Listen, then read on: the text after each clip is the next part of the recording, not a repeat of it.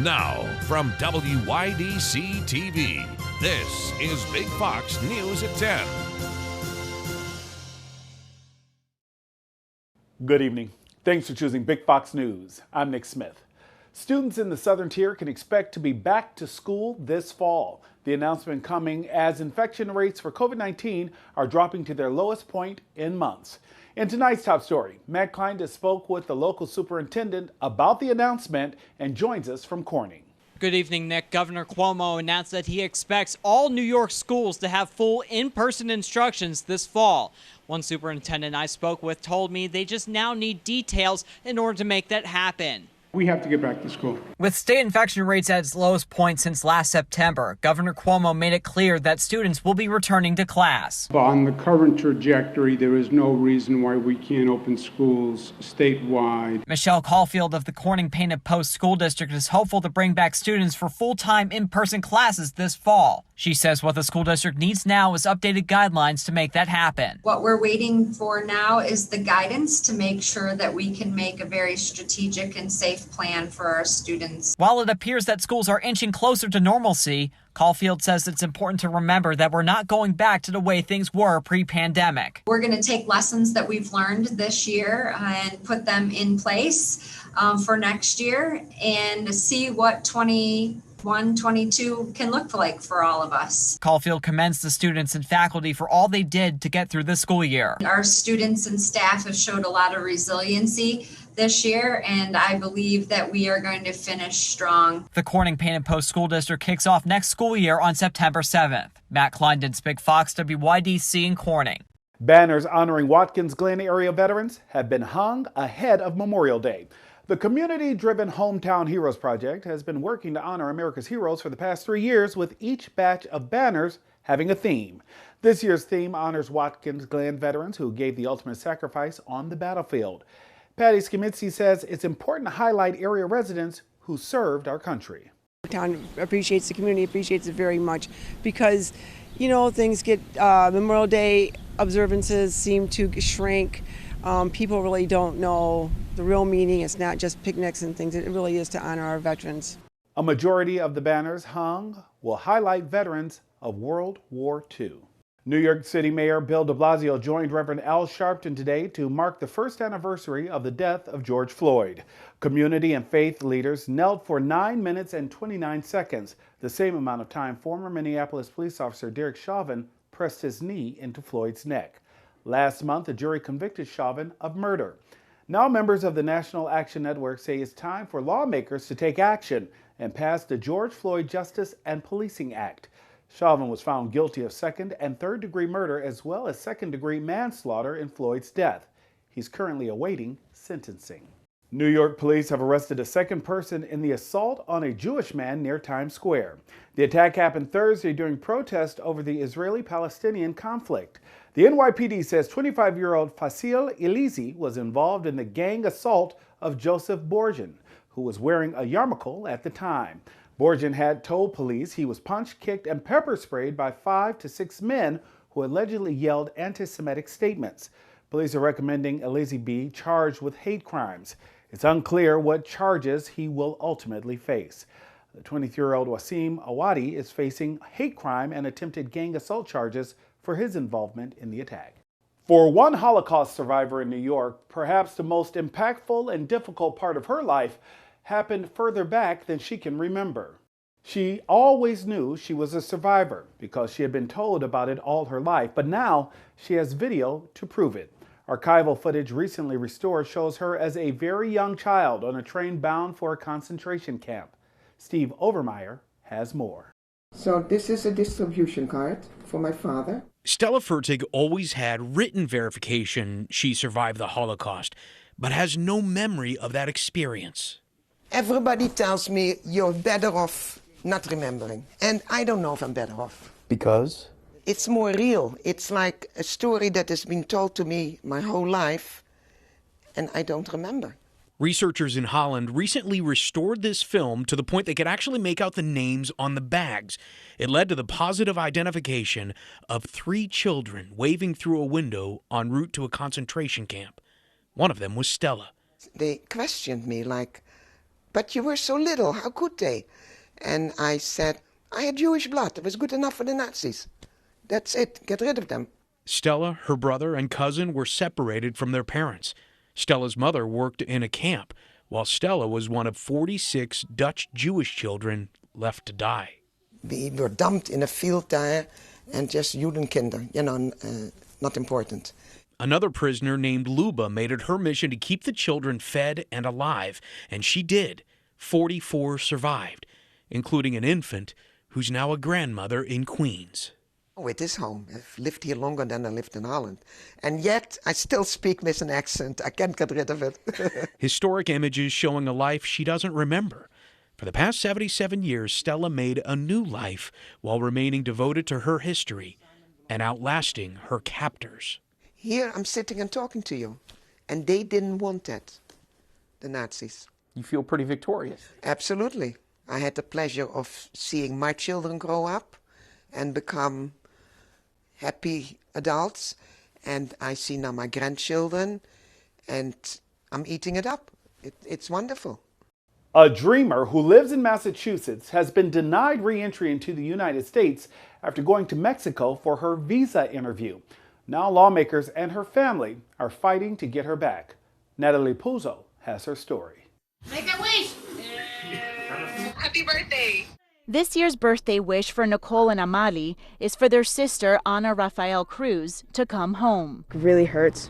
To me, my life is like on stop. We're all devastated. Maria is Ana's twin sister. They crossed the border with their mother at the age of 6. The now 25-year-olds are DACA recipients. Earlier this month, Ana was invited to Mexico for her visa interview, which would have gotten her one step closer to completing her permanent residency in the U.S. She left with the reassurance of her attorney that everything was going to be fine and that her case was simple. But Maria says her sister was told she was not eligible because she entered the U.S. without documents. Ana, who was just a child at the time, was given a 10-year ban before she can re-enter the United States. And since she's been here, she's done everything correctly. Ana's manager at Banfield Pet Hospital in Woburn says a 25-year-old is working 2 jobs to put herself through college. She's been an exemplary student. She's been an exemplary employee. She has worked hard. This is exactly the type of person who you want here. The family reaching out to lawmakers, including Representative Lori Trahan, whose office confirmed is assisting. This is home. My sister was saying that even though we didn't have the immigration status, I always felt like this is where I belong. The U.S. Secretary of State arriving in the Middle East, meeting with leaders, hoping to build upon a ceasefire agreement reached between Israel and Hamas last week. Greg Palcott has more from Jerusalem. U.S. Secretary of State Antony Blinken making a trip to the Middle East in hopes of bolstering the ceasefire between Israel and Hamas after days of deadly conflict left more than 250 dead. Casualties are often reduced to numbers, but behind every number is an individual human being. Blinken beginning his visit in Jerusalem, holding talks with Israeli Prime Minister Benjamin Netanyahu, who promised Israel would defend itself if the ceasefire was broken by Hamas.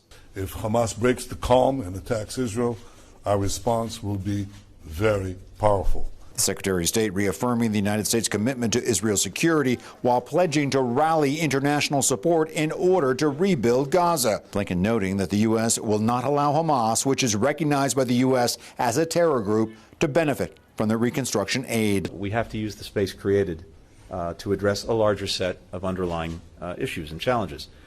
And that begins with tackling the grave humanitarian situation in Gaza and starting to rebuild. Secretary Blinken then making his way to the West Bank, meeting with Mahmoud Abbas of the Palestinian Authority.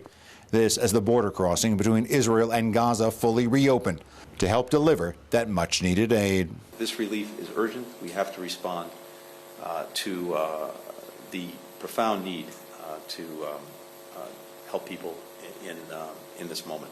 Secretary Blinken will also travel on to Egypt and Jordan. Both countries played a role in helping to broker the ceasefire. In Jerusalem, Greg Palcott, Fox News.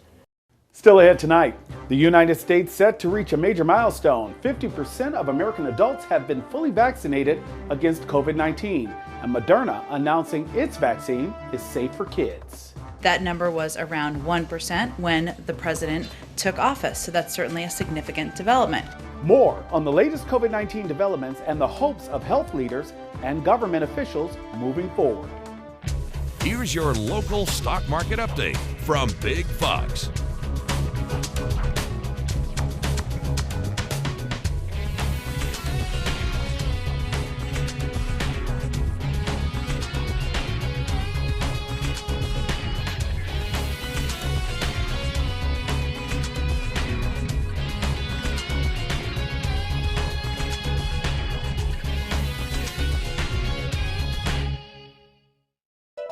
Now, your Twin Tiers forecast from Big Fox.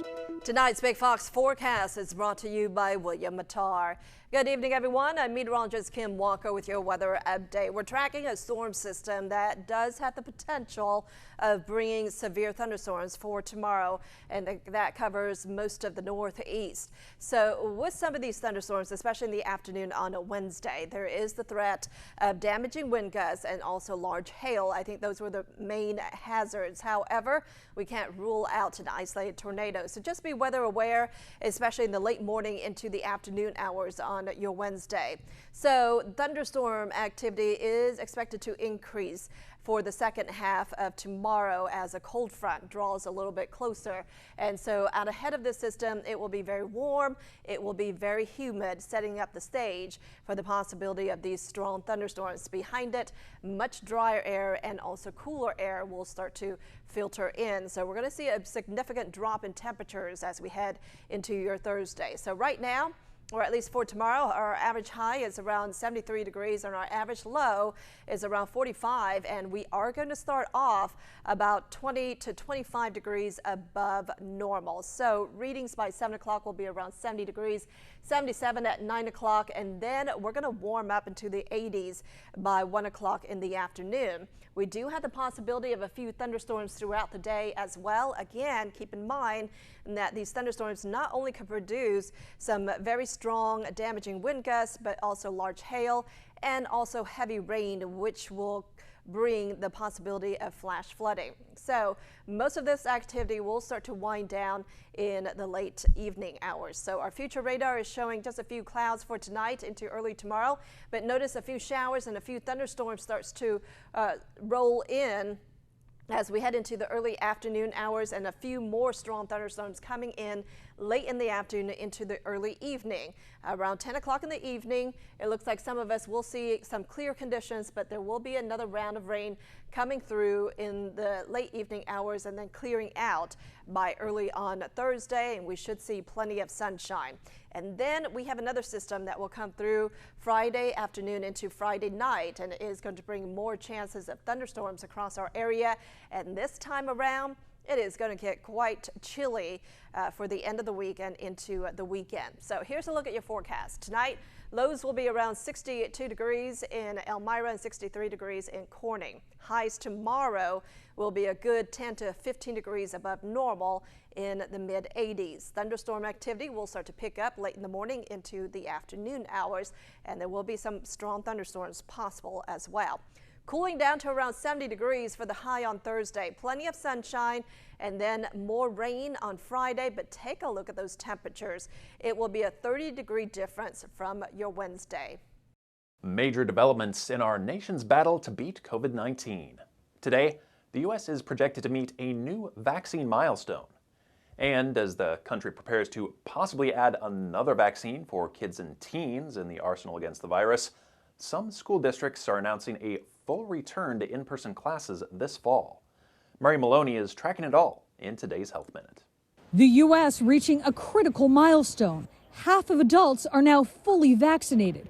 On Tuesday, the White House marking the major development. That number was around 1% when the president took office, so that's certainly a significant development. The announcement comes as states brace for a busy Memorial Day weekend.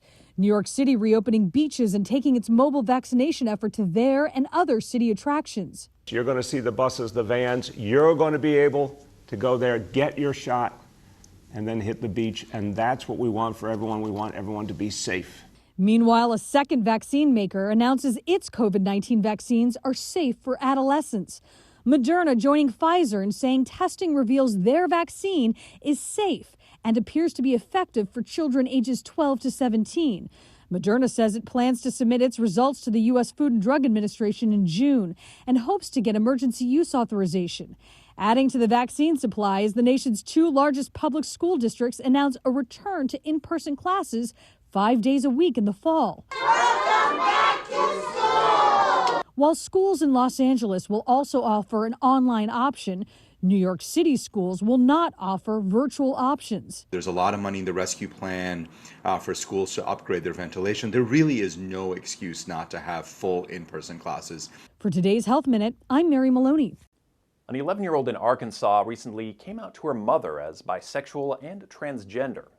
It took some time, but her mother eventually accepted her daughter's gender identity. However, some in their community did not, and Arkansas recently passed a law that many see as anti-transgender. So the mother and daughter are moving to a different state. Jamie Weiss reports. I hate to say I've lost a little bit of faith in Arkansas, but I've grown up here most of my life, and she's been here all her life. But I've just seen so much hate and so much negativity from immediate people surrounding us, and there's just not a lot of support here. For Shirley Taylor and AJ Sheets, the decision to leave Arkansas did not come lightly. Taylor didn't accept that her daughter was transgender until this past April, when AJ tried on a dress that a family friend had brought over. It was a yellow dress with purple flowers. Yeah, and when I put it on, I was twirling, dancing, and I was so happy. And that's when my mom finally said, okay, I guess I'll start accepting it. Whenever I saw her come in, and she was just beaming. I mean, she was grinning ear from ear. She had her little skirt out and she was twirling around. And it just hit me. I was like, why have I been denying this for so long? AJ's coming out coinciding with the state passing laws that allow doctors to object treatment based on personal beliefs and the banning of gender-affirming treatments for minors. Taylor says they plan to move to Olympia, Washington before school starts in hopes that AJ can start to fully explore her transition before puberty. When asked how she feels about moving, AJ smiled. I'm going to a way more trans-friendly school, and I can get the treatments I need for being transgendered.